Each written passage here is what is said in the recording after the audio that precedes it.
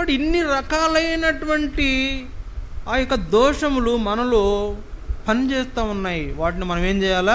చంపివేయాలి. ఏం చంపివేయాలా?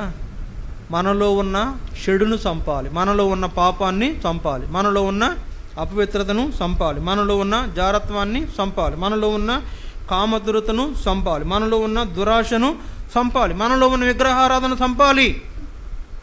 విగ్రహారాధన చంపాలి. ఏంటండి విగ్రహారాధన అంటారేమో. విగ్రహారాధన మనం ఎక్కడ చేస్తున్నాం పాస్టర్ గారు? వాళ్ళు ఎవరో కదా విగ్రహారాధకులు అంటే.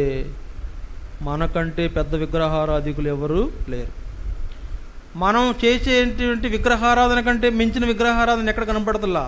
ఎందుకంటే వాళ్ళకంటే ఎక్కువైన విగ్రహాలను నిలుపుకుంటున్నాం మనం. చూడండి, యెహెజ్కేలు 14వ అధ్యాయం, యెహెజ్కేలు